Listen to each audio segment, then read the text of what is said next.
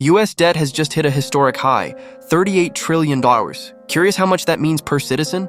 Let's break down what this staggering number means for the US economy and the world. 1. Background.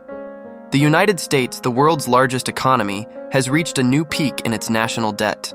According to the US, Treasury, rising government spending, and persistent budget deficits have put the country's financial stability under pressure. 2. Debt per citizen. As of last Tuesday, the total U.S. national debt reached $38,019,813,000,000. This means the average American citizen owes around $111,000. This debt is not just a number, it poses a real risk to the country's economic stability. 3. Debt in global context. The Washington-based think tank, the Peter G. Peterson Foundation, notes that the current U.S. debt is roughly equal to the combined economies of China, India, Japan, Germany, and the United Kingdom. 4. Rapid growth of debt. Just 2 months ago, in mid-August, the U.S. debt had surpassed $37 trillion. In November 2024, it was $36 trillion, and in July 2024, it stood at $35 trillion. Michael A. Peterson, CEO of the foundation, said, "Adding $1 trillion after another is not sustainable for a developed nation. It's time for U.S. lawmakers to take responsible action." 5. Credit rating downgrades. In May this year, credit rating agency Moody's downgraded U.S. debt from A to A1, citing failure to manage continuous budget deficits and rising interest burdens. Previously, Fitch and Standard & Poor's also downgraded U.S. debt in 2011 and 2023, respectively. 6. Impact on global economy. Economists debate exactly how much debt the U.S. can handle without jeopardizing its financial stability. However, all agree that the current trajectory is unsustainable. A 2023 Wharton budget model analysis suggested that if debt exceeds 200% of GDP, it could trigger a major shock in global financial markets. 7. Future projections. The Congressional Budget Office, CBO, predicts that by 2047, U.S. debt could reach 200% of GDP. One major contributing factor is the extensive tax cuts under former President Trump's One Big Beautiful Bill Act. 8. Closing. Call to action. If this debt trend continues, the consequences won't be limited to the U.S. It could affect the global economy as well. Now more than ever, it's critical for policymakers to pursue responsible fiscal reforms. 3 men arrested in the UK for spying for Russia.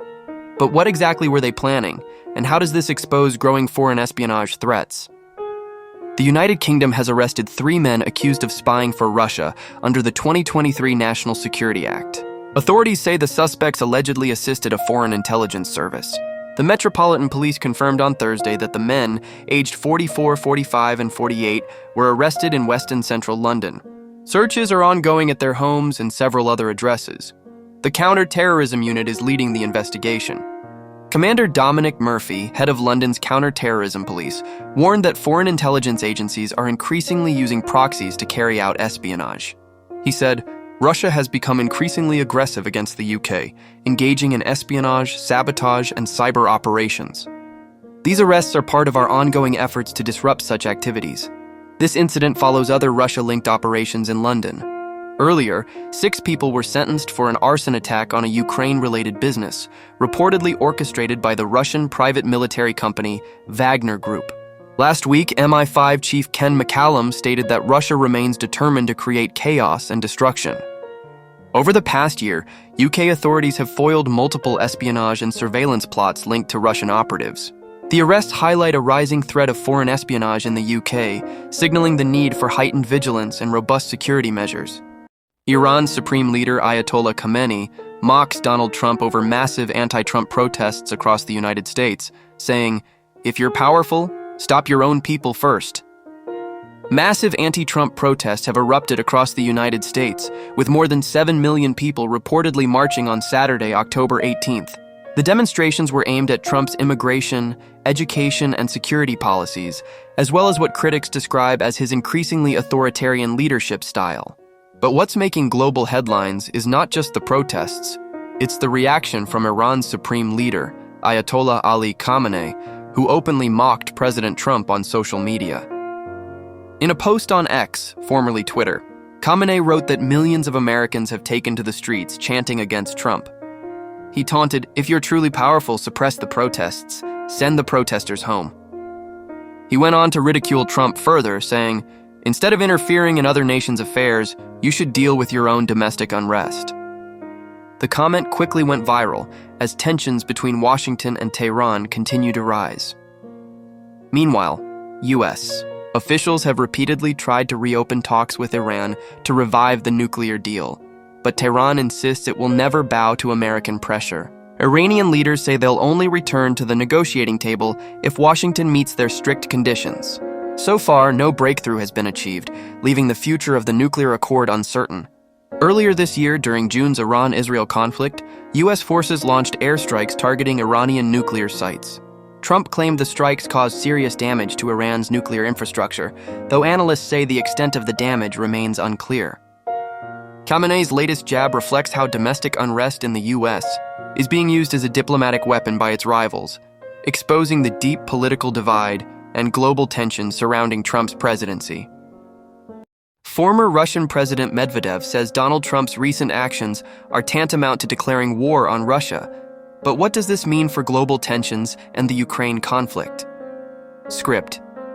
Former Russian president and current deputy chairman of Russia's Security Council, Dmitry Medvedev, has claimed that U.S. President Donald Trump's recent measures are equivalent to declaring war on Russia.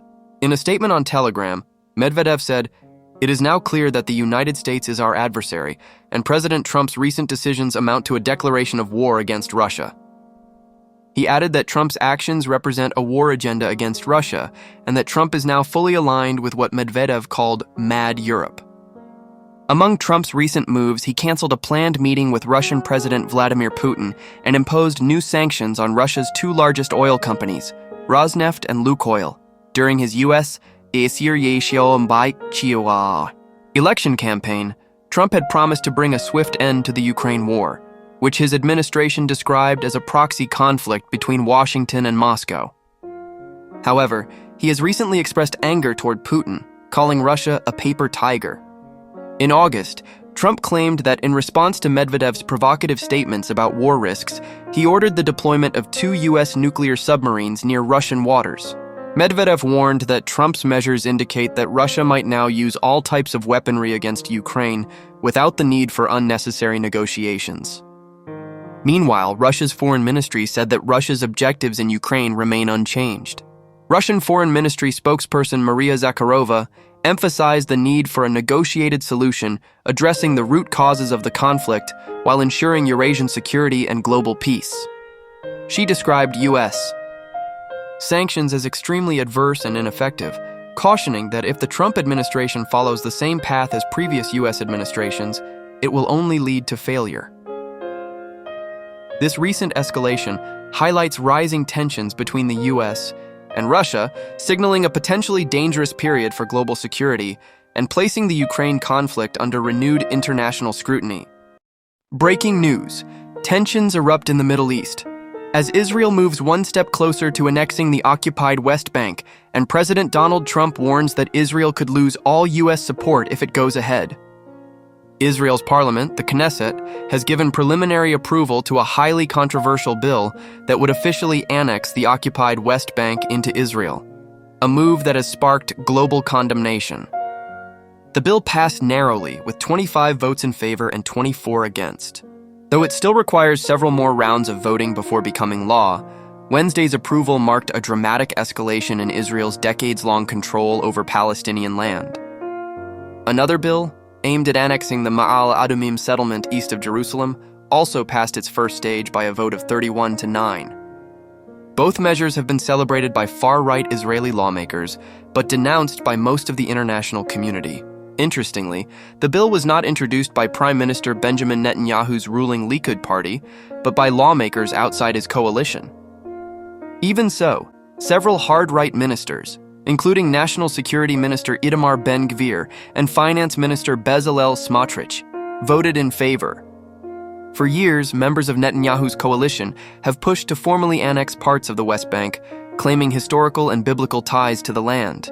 They argue that since Israel did not illegally occupy the territory during the 1967 Arab-Israeli War, it should now be legalized under Israeli law. However, the United Nations and the majority of world governments have long considered Israel's occupation and settlement expansion in the West Bank illegal under international law. In 2024, the International Court of Justice reaffirmed this, declaring Israel's control of the West Bank and other Palestinian territories unlawful, and demanded the immediate removal of Israeli settlers and troops from the region. The controversial vote comes at a politically sensitive moment, as a ceasefire continues in Gaza under President Donald Trump's new 20-point peace plan. Just weeks ago, Trump made it clear he would not allow Israel to annex the West Bank. And now, as Israel moves forward with the bill, Trump has issued a stark warning. Speaking to Time magazine, he said, "This will not happen.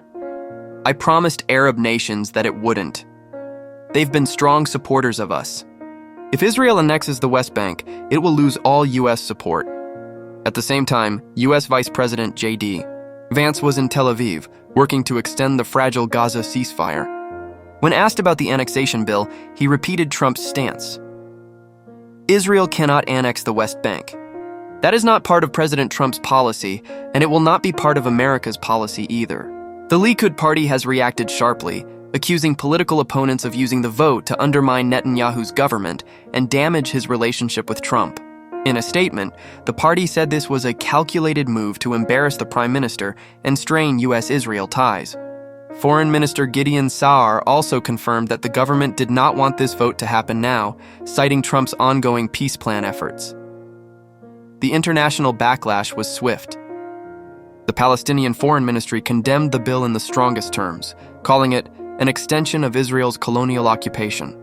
The ministry reiterated that Gaza and the West Bank are inseparable parts of Palestine, and Israel has no sovereignty over them. The Hamas movement issued its own statement, saying the move reveals the ugly face of Israeli colonialism. From the Gulf region, Qatar's foreign ministry condemned the annexation bill as a challenge to international law and a threat to regional stability. Saudi Arabia outright rejected the decision, while Jordan warned it would destroy the foundation of the two-state solution. All this comes against the backdrop of ongoing tragedy in Gaza. Despite the ceasefire that began on October 10th, Israeli forces have continued limited strikes in several areas. According to Gaza's health ministry, over 68,000 Palestinians have been killed in Israel's military campaign since the conflict began more than 2 years ago, with at least one new casualty reported just yesterday. Humanitarian groups accuse Israel of blocking aid deliveries, violating the ceasefire agreement, and using the West Bank bill to divert attention from the crisis in Gaza. Analysts say the annexation bill may not change much on the ground, because Israel already exercises full control over the West Bank. Researcher Walid Habas of the Palestinian Forum for Israeli Studies told Al Jazeera. He added that the legislation could effectively end prospects for a two-state solution, fueling more instability and anger across the Arab world. Don't forget to like, share, and subscribe for more breaking news from the Middle East, and hit the bell icon so you never miss an update.